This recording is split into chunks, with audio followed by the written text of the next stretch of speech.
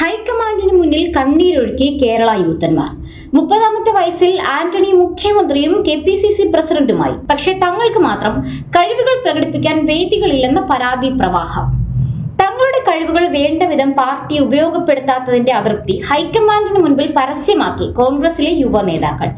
സംസ്ഥാനത്തിന്റെ ചുമതലയുള്ള AICC നേതാവ് ദീപാദാസ് മുൻഷിക്ക് മുൻപിലാണ് യുവ തുർക്കികൾ തങ്ങളുടെ പരിഭവം അറിയിച്ചത്. CPM അതിന്റെ രണ്ടാം നിരയെ നേതൃരംഗത്തേക്ക് ഉയർത്തുമ്പോൾ ഏറെ ജനകീയരായ യുവ നേതാക്കളെ പോലും വിശ്വാസത്തിലെടുക്കാൻ കോൺഗ്രസ് സംസ്ഥാന നേതൃത്വം തയ്യാറാകുന്നില്ലെന്നാണ് യൂത്തന്മാരുടെ പ്രധാന പരാതി. കൂടിക്കാഴ്ച നടന്നതായി ദീപാദാസ് മുൻഷിയും യുവ നേതാക്കളും സ്ഥിരീകരിച്ചിട്ടുണ്ട്. സംസ്ഥാന കോൺഗ്രസിലെ സംഘടനാ പ്രശ്നങ്ങൾ കൈകാര്യം ചെയ്യുന്ന നേതൃത്വത്തിന്റെ രീതിയോടും സമീപനത്തോടും യുവ നേതാക്കൾ അതൃപ്തി അറിയിച്ചു.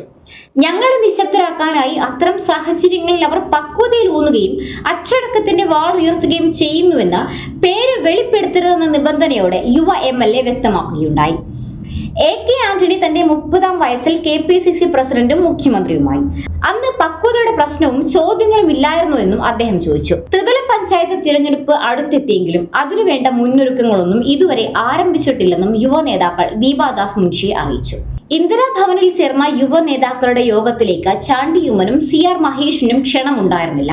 അത്തരമൊരു യോഗത്തെക്കുറിച്ച് ആരും തന്നെ അറിയിച്ചിട്ടില്ലെന്നാണ് ചാണ്ടിയുമ്മൻ പറഞ്ഞത്.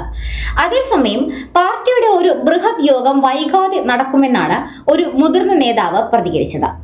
അന്ന് ചേർന്ന യോഗത്തിൽ കോൺഗ്രസ് അധ്യക്ഷൻ മല്ലികാർജുൻ ഖർഗെയും രാഹുൽ ഗാന്ധിയും പങ്കെടുക്കുമെന്നും യോഗത്തിന്റെ തീയതി റംസാന് ശേഷം തീരുമാനിക്കുമെന്നും അദ്ദേഹം കൂട്ടിച്ചേർത്തു.